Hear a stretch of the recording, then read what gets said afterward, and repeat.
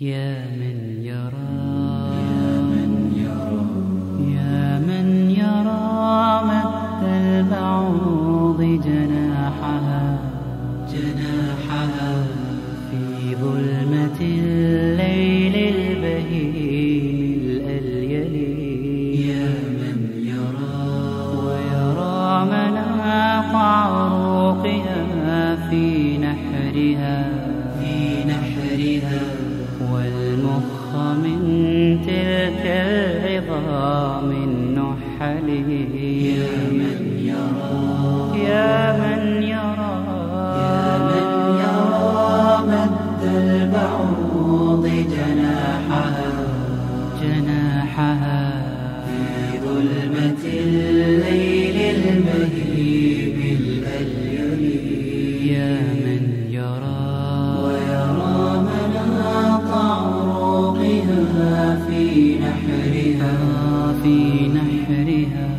والمخ من تلك العظام النحل ويرى خرير الدم في أوداجها متنقلا من مفصلها. E dikush punon për dynja, e muslimani punon në dynja për të fituar në dynja tjetër që quhet ahiret.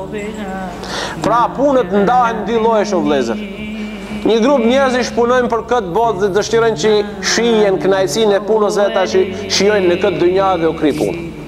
Këta njerëzit interesojnë si thot populli, materialist, ata që nuk kanë breng në shpirtin e tyre për fenë e tyre, për besimin, për Zotin, për atë se e ka botë tjetër dhe i pret kjo botë e kështu me radhë, pra e njerëzit të dynjas me një fjalë, edhe këta nuk e kanë ndërë problemin se çka ndodh pas vdekjes së tyre. Edhe pse nuk e ka, nuk do të thotë se ata nuk do t'i kalojnë fazat që i kalojnë të gjithë njerëzit. Dërsa kur e kemi fjalën për muslimanët, për kujtimi i vdekjes të bën që të jesh aktiv dhe të bën që çdo punë që do ta krish, së pari të jetë një punë që është kri për hir të Zotit, për të fituar kënaqësinë e Zotit dhe për të qenë një punë e dobishme për gjithë njerëzit të tjerë. Kanë thënë dietarët se në çastin e vdekjes njeriu do ta shef suksesin e vet, të jetës që e ka kalu. Dhe dikush prej këtij suksesi do të gëzohet dhe dikush do të trishtohet. Për këtë lloj të suksesit flet Islami.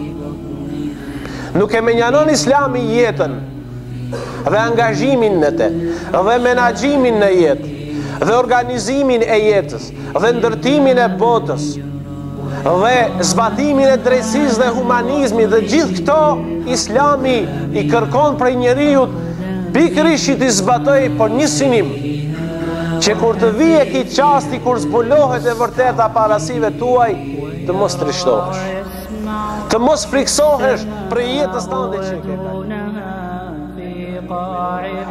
Assalamu alaikum wa rahmatullahi wa barakatuh. Të nderuar vëllezër besimtar, së bari falenderojmë Allahun fuqi plot,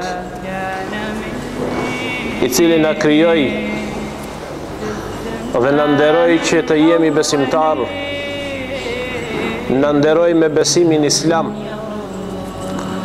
i cili besim është dhuntia më e madhe e kësaj bote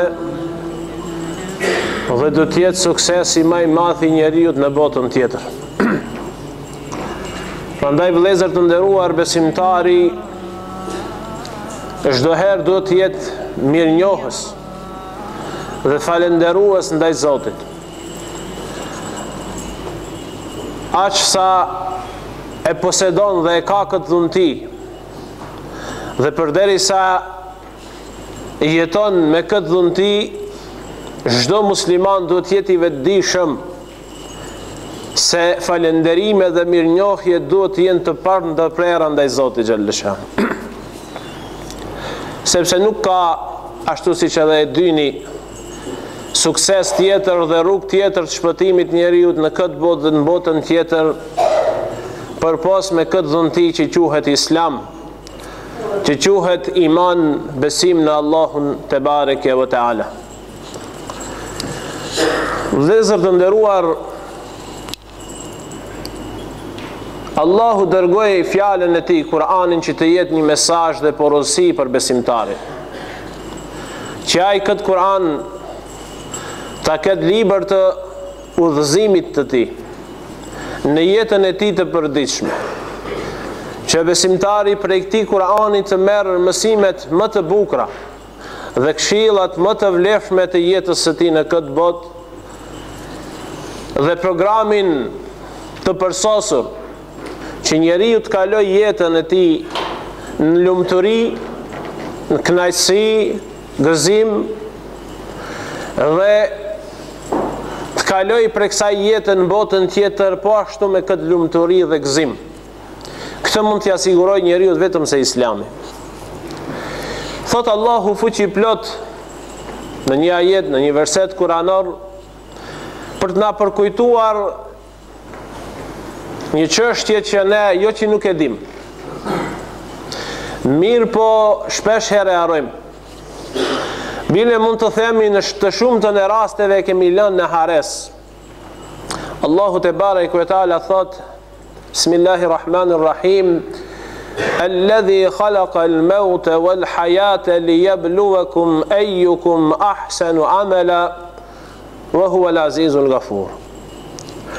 Allahu është ai I cili e krijoi vdekjen dhe jetën. Liyabluwakum ayyukum ahsanu amala. Që t'ju dërgoj juve në një provim se kush prej jush do t'jetë vepër mirë. Kush prej jush do t'jetë mirëbërës. Në këtë fjalë, vëllezër të nderuar, Allahu xhelle shanuhu na e kujton qëllimin më të lartë të jetës tonë. Dhe këtë qëllim e ka mbuluar me zdin ndodhive. Është jeta, fillimi I jetës dhe ardhjes së njeriut në këtë botë, dhe është vdekja, mbarimi I jetës apo daljes së njeriut prej kësaj bote. Me fjalë të shkurtra, Zoti xhelle shanuhu në këtë ajet e përshkruan se si duhet të jetë jeta e një besimtarit musliman. Dhe na tregon qëllimin e ardhjes tonë në këtë dunja. Edhe pse ndoshta në mënyrë informative ne e dim. Hoxhallarët e kanë shpjegu, kolegët tanë e kanë përsërit shpesh herë, mirë po prej gjendjes të informacionit që të kaloj në realitet ka pak punë. Kërkohet pak angazhim që duhet të jep muslimani.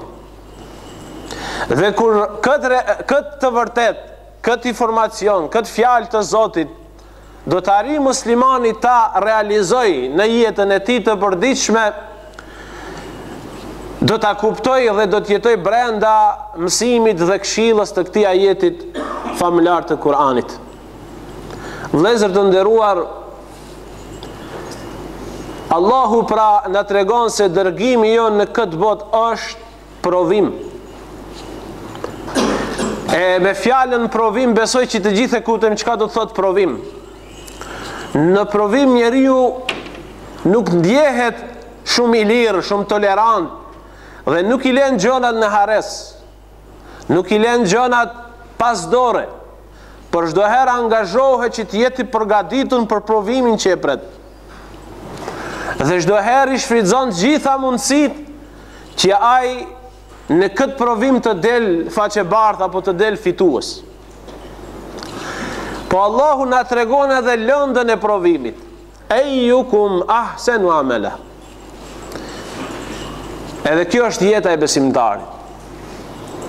Që tër jetën e tij ta kaloi duke bërë punë të mira. Dhe puna e tij, puna e mirë është programi, është jeta e besimtarit. Nëse vëllezër të nderuar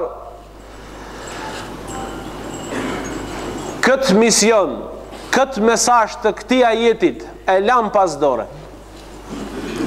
mos harrojmë se Ky qëllim që e vërtetoi vetë Allahu në fjalën e tij në fund e ka edhe përfundimin.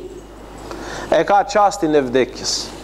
Sepse tha Allahu edhe vdekjen edhe jetën e kam krijuar me këtë qëllim, që njerëzit i shtyjnë në sprovim se kush prej tyre do të bën punë të mira. Dhe misioni i besimtarit është ky. Dhe detyra e besimtarit është ky. Pse vëllezër të nderuar? Është një realitet që njeriu dashka dhe nuk dashka edhe din edhe vetë ka pranu. Është realiteti i mbarimit të jetës. Është ai çasti i fundit apo jo frimarje e fundit pas të cilës me asnjëri nuk i lejohet që të merr frim. Dhe është një moment që njerëzit kanë frikë ta kujtojnë. Edhe është për të friksuar, është e vërtet. Edhe është e natyrshme krejtësisht që njeriu të friksohet këtij momentit. Mirë, po ka dy lloje friksimesh vëllezër të nderuar. Një grup të njerëzve i friksohen për shkak se ju ndërpriten kënaqësi të ulta të kësaj dynjaje. Kanë qejf të jetojnë ato në vazhdimsi, në mëshirshmëri. Mirë, po vdekja është ajo që va ndërpret dhe ata për këtë shkak as që duan ta kujtojnë. Dhe një grup tjetër të njerëzve janë besimtarët më konkretisht, ata të cilët i friksohen këtij çastit dhe këtij momentit, por jo sikur këta të parët që i friksohen, por i friksohen se a do të jenë të përgatitur aq sa duhet që frymën e fundit ta japin faqebar. Dhe ata pikërisht për këtë friksim dhe për këtë realitet mundohen sa më shumë që të bëjnë punë të mira, që fryma e fundit e jetës së tyre të mbaroj mirë. Sepse thot Resulullah alayhi salatu wassalam, njeriu do të vdes në atë gjendje siç ka jetu, siç e ka kalu jetën e tij. Dhe do të ringjallet në atë situatë, në atë gjendje sikur ka vdekur. Dhe kjo është një realitet që ka mundësi të ketë edhe përjashtime, mirë, po në të shumta në rasteve është një kod i veprimtarisë së besimtarit. Edhe ai i cili përderisa e kemi të gjithë në të qartë se s'mund të ikim këtij fenomenit, kësaj ore të shkruar siç thot populli, atij çastit dhe momentit kur kërkush s'ka mundësi kur gjë të ndihmoj.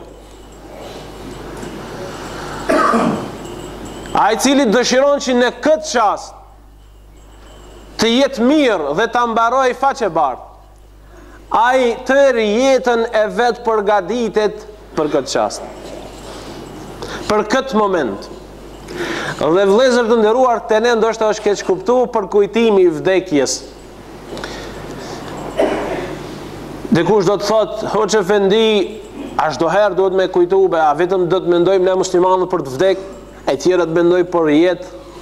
Për kujtimi i vdekjes nuk e ka këtë domethënie. Kur Islami të thot për kujtoje vdekjen, ai me këtë dëshiron të t'jap jetë. Ai dëshiron që ty të mbesi çdo herë i gjallë. Ai dëshiron që ti të jesh efektiv. Ai dëshiron që ti të jesh aktiv. Sepse ai që përkujton vdekjen, ai angazhohet, ai punon, nuk flen ai. E dikush punon për dynja, e muslimani punon në dynja për të fituar në dynja tjetër që quhet ahiret. Pra punët ndahen dy llojesh o vëllezër. Një grup njerëzish punojnë për këtë botë dhe dëshirojnë që shihen kënaqësinë e punës vetë tash shijojnë në këtë dynja dhe u kri punë. Këta njerëzit interesoj, si thot populli, materialist, ata që nuk kanë breng në shpirtin e tyre për fenë e tyre, për besimin, për Zotin, për atë se e ka botë tjetër dhe i pret kjo botë e kështu me radhë, pra e njerëzit të dynjas me një fjalë, edhe këta nuk e kanë ndërë problemin se çka ndodh pas vdekjes së tyre. Edhe pse nuk e kanë, nuk do të thotë se ata nuk do t'i kalojnë fazat që i kalojnë të gjithë njerëzit. Dërsa kur e kemi fjalën për muslimanët, për kujtimi i vdekjes të bën që të jesh aktiv, Dhe të bon që çdo punë që do ta krish, së pari të jetë një punë që është kry për hir të Zotit, për të fituar kënaqësinë e Zotit dhe për të qenë një punë e dobishme për gjithë njerëzit të tjerë. Dhe vëllezër të nderuar, ajo që thotë Resulullah alayhi salatu wassalam, për kujtoni sa më shpesh atë që va prish kënaqësi të përkohshme, të ulta të kësaj bote, ajo është vdekja, është një këshill shumë e lartë për besimtarin, sepse ja ruan kontinuitetin e të bërit punë të mira deri në çastin e fundit të jetës së tij. Përndryshe ky kontinuitet do të bie. Njeriu sa më shumë e lën në hares kujtesën rreth momentit të fundit. Sa më shumë e lën në hares pra vdekjen, ai do të fillojë të harrojë edhe Zotin. Do të filloj të harroj edhe besimin, do të filloj të harroj edhe përgjegjësitë e tij ndaj këtij besimit, do të filloj të distancohet prej punëve të mira, do të zhitet krejtësisht vetëm në plotësimin e kënaqësive të ulta e fshore të tij dhe thjesht do ta humb qëllimin e jetës së vet. Dhe me humbjen e këtij qëllimi, do ta humbë edhe lumturinë, edhe jetën e përhershme të botës tjetër. Për këtë arsye, vëllezër të nderuar, shikoni porosin kuranore se si Allahu Gjelle Shanuhu e përshkruajti veprimtarinë e besimtarit. Ejukum ahsenu amela, veprimtaria e besimtarit do të jetë kjo, të bërit sa më shumë punë të mira, të plotësuarit të çdo frymëmarrjes me punë të mirë, të argjuarit të kohës së tij në punë të mira, të shënuarit në fletoren e punës së tij sa më shumë punë të mira, sepse besimtari ka synim, ka qëllim të jetës, ka një ideal të jetës, e ajo është që në këtë botë të jetoj brenda suazave dhe porosive këshillave të Zotit të vet, që të fitoj pastaj edhe gëzimin dhe lumturinë të kësaj bote, ashtu siç besimtari lutet dhe ashtu siç Allahu na ka mësuar të lutemi, Rabbena atina fid dunya hasanatan wa fil akhirati hasanatan wa qina adhaban nar. Pra o Zot, në jep të mirat të kësaj bote dhe të mirat të botës tjetër dhe na shpëto prej zjarmit të xhehenemit. Dhe të fiton pra mirësitë edhe të botës tjetër. Lusim Allahun Gjelle Shanuhu që inshallahu Teala këtë mesazh të këtij ajetit kuranor, që jetën tonë ta mbushim me angazhim sa më të madh të punëve të mira, me synim që momentin apo çastin e fundit të jetës tonë ta kemi i faqebardh dhe ta takojmë Zotin Gjelle Shanuhu, sepse vdekja o vëllezër për të gjithë është vdekje. Mirë po për besimtarin është takim me Zotin.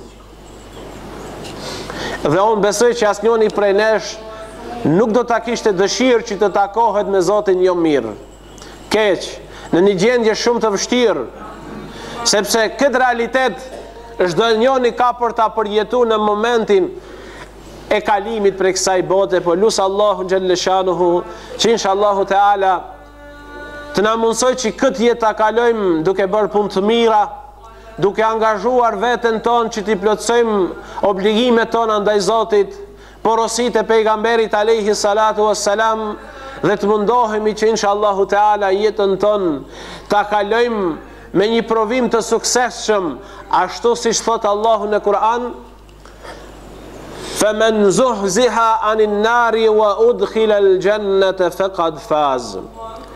Dhe kush arrin që të shpëtoj prej zjarmit të xhehenemit dhe të hyjë në xhennet, ai ka kor suksesin më të madh. Dhe kjo është misioni o vëllezër i ardhjes dhe qëllimi i ardhjes të jetës tonë.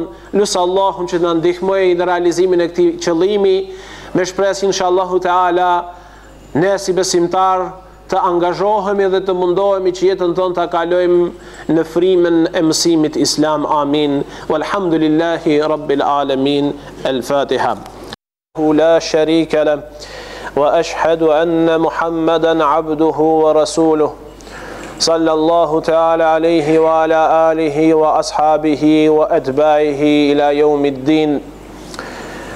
أما بعد، قال الله تعالى في محكم كتابه بعد أعوذ بالله من الشيطان الرجيم بسم الله الرحمن الرحيم يا أيها الذين آمنوا اتقوا الله حق تقاته ولا تموتن إلا وأنتم مسلمون صدق الله العظيم. Të nderuar vëllezër besimtar, falenderimet dhe lavdata të përzemërta i takojnë nga zemra e çdo besimtarit, vetëm se krijuesit të vetëm Allahut fuqiplot. Salavatet dhe selamet tona ja dërgojmë shpirtit të pastër dhe fisnik të Muhammed Mustafas alayhi salatu wassalam, dhe njëkohësisht lutim Allahun fuqiplot, ashtu siç na përzgjedh që të jetojmë si musliman, edhe përfundimin e jetës tonë ta përfundojmë me iman. Vëllezër të nderuar, njerëzit mendojnë dhe logjikojnë në mënyra të ndryshme, dhe suksesin e jetës apo sukseset e jetës i shohin në gjëra të ndryshme të jetës. Çdo gjë që arrihet në jetë është sukses njeriu. Mirë po, kur e kemi fjalën nga këndi islam, kur e kemi fjalën për suksesin që i flet Islami, kemi të bëjmë me një lloj suksesi për të cilin shumë pak njerëz mendojnë dhe angazhohen. Kemi të bëjmë për një lloj suksesi i cili nuk ka të bëjë vetëm me këtë botë, po ka të bëjë edhe me botën të përhershme.